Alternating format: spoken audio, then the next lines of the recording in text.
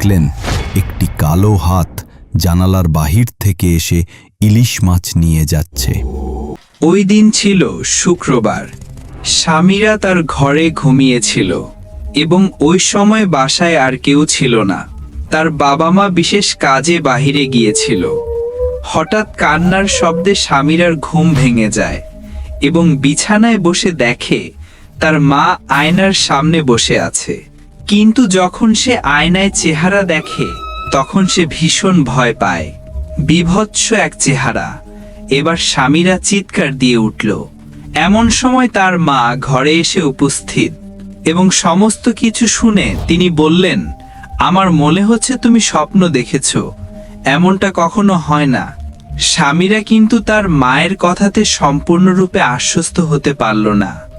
সকালে যখন সে স্কুলের উদ্দেশ্যে তার সাইকেল নিয়ে রওনা দেয় তখন একটি নির্জন রাস্তায় তার মনে হয় কেউ যেন তার সাইকেলের পিছনে বসে আছে। সে দ্রুত সাইকেল থামিয়ে পিছন ফিরে দেখল, কিন্তু কাউকে সে দেখতে পেল না। এবার আবার সে তার সাইকেল নিয়ে স্কুলের উদ্দেশ্যে রওনা দিল, কিন্তু এবার তার মনে হলো পিছনে কেউ যেন তাকে ফলো করে আসছে। কিন্তু তার সাহস হলো না এবার সাইকেল থামিয়ে পিছনে দেখতে। সে দ্রুত সাইকেল চালিয়ে স্কুলে পৌঁছালো। তবে স্কুলে পৌঁছে আরেক কাণ্ড। সে তার বান্ধবীর সাথে কথা বলছিল। এমন সময় সামনের একটি নারিকেল গাছে সে একজন মানুষকে বসে থাকতে দেখল এবং সাথে সাথে তার বান্ধবীকে জানালো। কিন্তু তার বান্ধবী কিছুই দেখতে পেল না এবং সে বলল, কিরে, কোথায় কে? তুই পাগল হয়ে গেলি নাকি? স্বামীরা ভীষণ অবাক হলো এবং সে ওই গাছের দিকে তাকালো, কিন্তু এবার সে ওই লোকটাকে দেখতে পেল না। সে মনে মনে খুব ভয় পেল। স্কুল থেকে বাসায় ফিরে স্বামীরা রুমে গেল এবং সে আয়নায় যখন তার চেহারা দেখছিল, হঠাৎ সেই বিভৎস চেহারা আয়নায় দেখা গেল।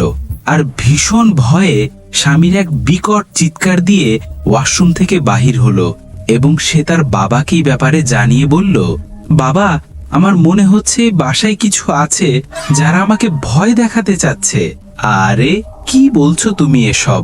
এই বাসায় আবার আমরা ছাড়া কারা আছে? তুমি নিশ্চিত ভুল কিছু দেখেছো। স্কুল থেকে এসেছো, এবার খাওয়া দাওয়া করে নাও। বিকেলে স্বামীরা তার বান্ধবীর বাড়ি যায় এবং সেখান থেকে সে রাত প্রায় 9টার দিকে তার বাড়ির দিকে রওনা দেয়।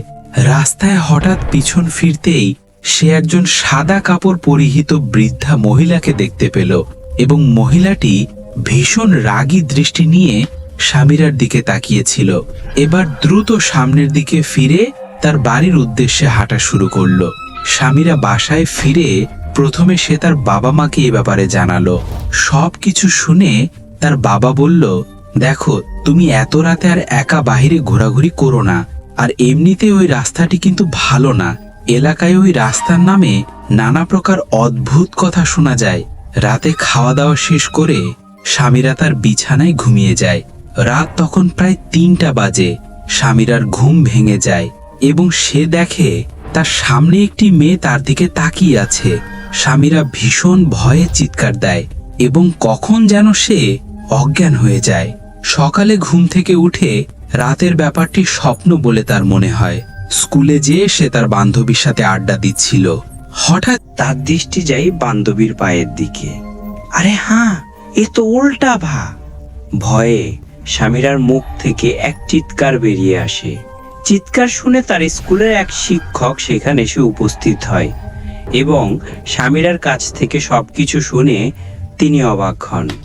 কারণ ওই দিন স্বামীরার বান্ধবী স্কুলেই আসেনি। স্কুল থেকে বাসায় ফিরে স্বামীরার ভীষণ জ্বর আসে। সে বিছানায় একা শুয়েছিল। এমন সময় সে তার ঘরে নুপুরের আওয়াজ পায় এবং সে দ্রুত চোখ বন্ধ করে ফেলে আর দোয়া পাঠ করতে থাকে। কিছু পরে সেই নুপুরের শব্দ থেমে যায়। এবার স্বামীরার বাবা বাড়ির মালিকের সাথে এইসব অস্বাভাবিক ব্যাপার নিয়ে আলোচনা করেন। তিনি জানান এই বাড়িতে নাকি একটি মেয়ের আত্মা আছে। স্বামীরার বাবা ভীষণ ভয় পেয়ে যান এবং তারা ওই বাসা পরিবর্তন করে। কিন্তু তাতে তাদের সমস্যা সমাধান হয় না। এই বাসাতেও তাদের সাথে অলৌকিক ব্যাপার ঘটতে থাকে। এবার তিনি একজন হুজুরকে ডেকে নিয়ে আসেন। তিনি দোয়া দরুদ পড়ে বাড়িটিকে বন্ধ করে দিয়ে যান। এরপর প্রায় মাস দুয়েক তাদের সাথে আর কোনো প্রকার অস্বাভাবিক ঘটনা ঘটেনি। ওই দিন স্বামীরা স্কুলে ও তার বাবা অফিসে ছিল। ওই সময় তার মা বাসায় ইলিশ মাছ রান্না শেষ করে পাশের ঘরে যায় এবং যখন তিনি আবার রান্নাঘরে ফিরে আসেন, দেখলেন একটি কালো হাত জানালার বাহির থেকে এসে ইলিশ মাছ নিয়ে যাচ্ছে। তিনি ভীষণ ভয় পেলেন এবং রান্নাঘর থেকে দ্রুত চলে গেলেন। এর 2 দিন পর স্বামীরা শিক্ষা সফরে যাওয়ার জন্য তার বান্ধবীর সাথে রওনা হয়। আর ওই দিন তার বান্ধবীর চোখ ছিল ভীষণ লাল। পথেটার সাথে দেখা হয় এক হুজুরের। তিনি স্বামীরাকে এক পাশে নিয়ে জিজ্ঞাসা করে, তোমার সাথের মেয়েটাকে?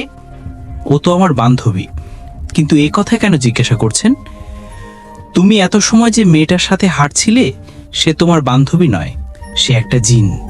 তুমি ওই মেয়েটির পায়ের দিকে তাকাও, দেখো সেখানে কোনো পা নেই। স্বামীরা দ্রুত তার বান্ধবীর পায়ের দিকে তাকালো এবং দেখলো আসলেই কোনো পা নেই। সে ভীষণ ভয় পেল এবং দ্রুত তার বাড়ির দিকে দৌড় শুরু করলো। বাড়ি পৌঁছে সে তার মাকে সমস্ত ঘটনা জানালো। এসব শুনে তার মাও ভীষণ ভয় পেল। শিক্ষা সফরে না যেতে পেরে স্বামীরা মন খারাপ করে বসেছিল, আর এই জন্য তার মা তার জন্য বিরিয়ানি রান্না শুরু করলেন। ডাইনিংয়ে বিরিয়ানি রেখে স্বামীরা ওয়াশরুমে গেল ফ্রেশ হতে, আর ফিরে এসে সে দেখল একটা কালো লোক ডাইনিংয়ে বসে বিরিয়ানি খাচ্ছে। তার চোখের মনি নেই, আর সেখান থেকে লাল তরল গড়িয়ে পড়ছে। এ দৃশ্য দেখে এক বিকট চিৎকার দিয়ে সেখানে অজ্ঞান হয়ে যায় স্বামীরা।